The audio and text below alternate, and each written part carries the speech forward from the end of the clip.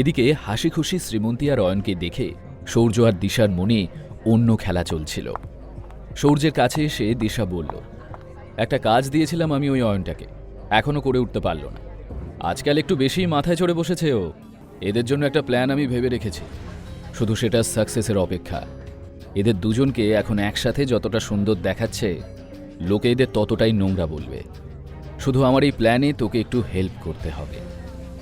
দিশা সৌর্যের দিকে অবাক হয়ে তাকাতে সৌর্য বলল, এই পার্টিতে এমন একটা ধামাকা চাই যা অয়ন আর শ্রীমন্তীর কপালে বিপদ ডেকে আনবে।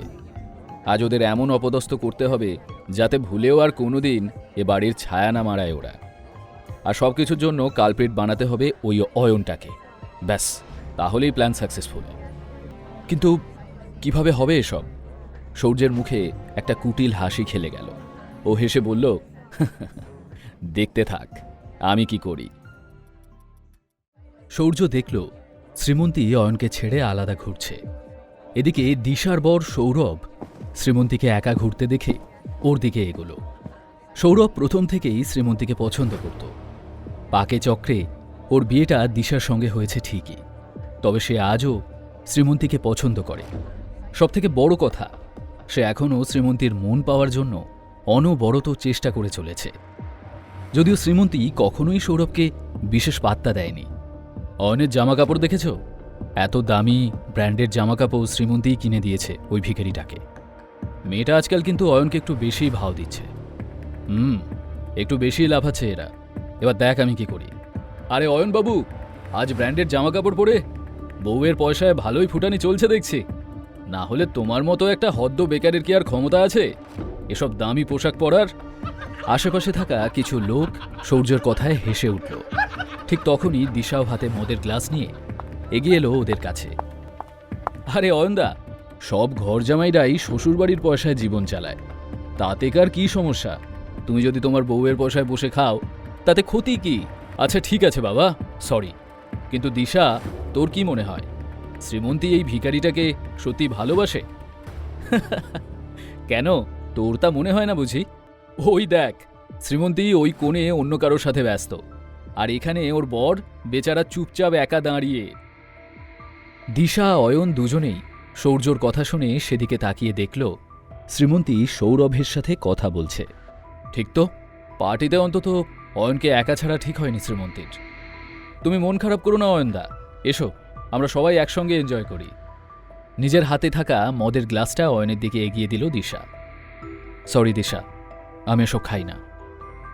ও কাম অন অয়ন, তুমি মল্লিক পরিবারের পার্টিতে এসেছো, এখানে তো আমরা যা খাই তা খেতেই হবে। আফটার অল একটা রেপুটেশনের ব্যাপার আছে তো, তাই না? অয়ন বাধা দিয়েও নিজেকে ওদের হাত থেকে ছাড়াতে পারল না। এদিকে সুরভি দেবী সৌর্যর বাবার সাথে পার্টিতে এসে উপস্থিত হলেন।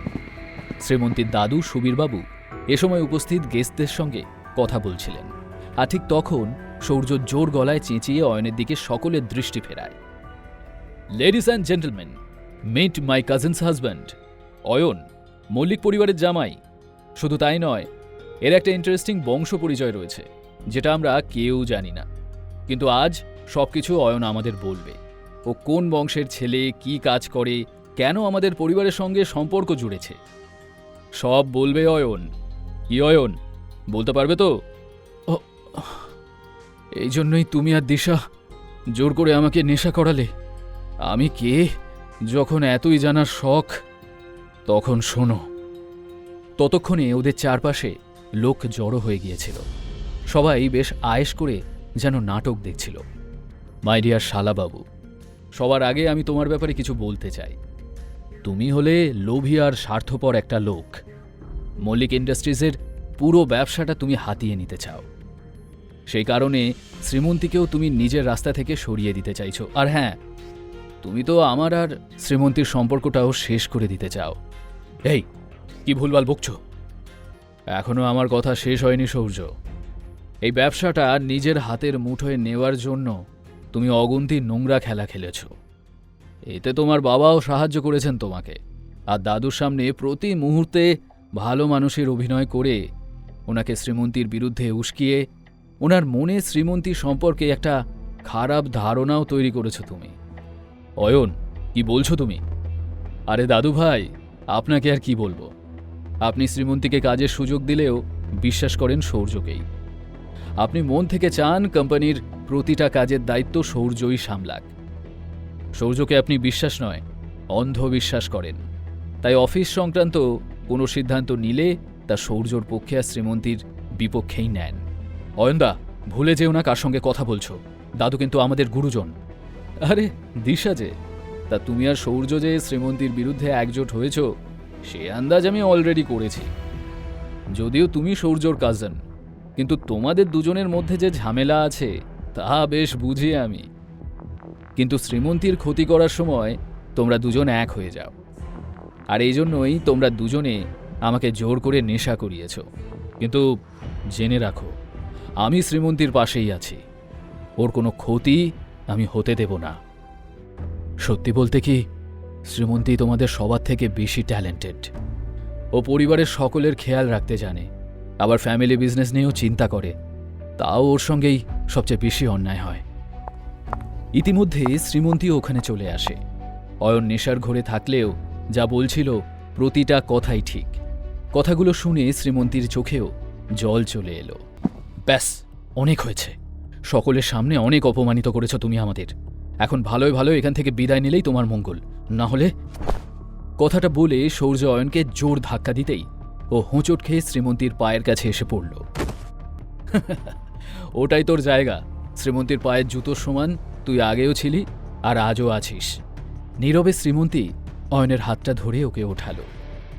অয়ন তখনও নেশার ঘরে বিড়বিড় করছিল। ওকে দুহাতে সামলানোর চেষ্টা করতে করতে রাগে শ্রীমন্তীর চোয়াল শক্ত হল। আজ তোরা দুজনে অসভ্যতার চরম সীমাটাও পার করে ফেলেছিস। কাউকে ছোট করার জন্য তোরা যে কতটা নিচে নামতে পারিস তা আজ আমার দেখা হয়ে গেল। কিন্তু একটা কথা শুনে রাখ, অয়নকে কিছু বলার আগে মনে রাখবি ও আমার হাজব্যান্ড। আর হাজার চেষ্টা করলেও এই সত্যিটা তোরা বদলাতে পারবি না। তাই আজকের পর থেকে যদি কেউ অয়নের সাথে কোনো রকম খারাপ ব্যবহার করে তবে কিন্তু ভালো হবে না বলে দিলাম। শ্রীমন্তীর কথা শুনে সৌর্য এবং দিশা দুজনেই হাঁ হয়ে গেল। ওরা কল্পনাও করতে পারেনি যে শ্রীমন্তী অয়নের পাশে দাঁড়াবে। সুরভি দেবীও হতবাক হয়ে সৌর্য আর দিশার কাছে এসে জিজ্ঞেস করলেন, এসব কি নাটক চলছে? কাকিমা, এই অয়ন হলো আমাদের পরিবারের একটা কলঙ্ক, আর শ্রীমন্তী এই কলঙ্কের দাগটাকে সঙ্গে নিয়েই সারা জীবন থাকতে চাইছে।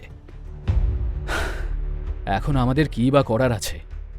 শ্রীমন্তীর বাবাই ওই ভিখারি অয়নটাকে আমার মেয়ের গলায় ঝুলিয়ে দিয়েছে। অনেক কিছুই করার আছে। তুমি চাইলে আমরা এদের সম্পর্কটা শেষ করে দিতে পারি। কিন্তু কিভাবে? আমি তো একে ঘাড় থেকে নামানোর কোনো রাস্তাই খুঁজে পাচ্ছি না। এরপর সৌর্য সুরভি দেবীর কানের কাছে ফিস ফিস করে এমন কিছু বলল যা শুনে ওনার ঠোঁটে হাসির রেখা ফুটে উঠল। কিন্তু এতে আমার মেয়ের কোনো ক্ষতি হবে না তো? আরে না কাকিমা, ডোন্ট ওয়ারি, কিচ্ছু হবে না। এদিকে শ্রীমন্তী মদ্যপ অয়নকে নিয়ে পার্টি থেকে বেরিয়ে এলো। কোনো দিকে না তাকিয়ে অয়নকে গাড়িতে বসিয়ে সোজা ছুটল ওদের বাড়ির উদ্দেশ্যে।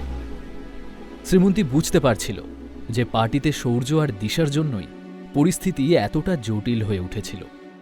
কিন্তু এটা ভেবে শ্রীমন্তীর ভালো লাগছিল যে অয়ন যা যা বলেছে সবটাই শ্রীমন্তীর মনের কথা।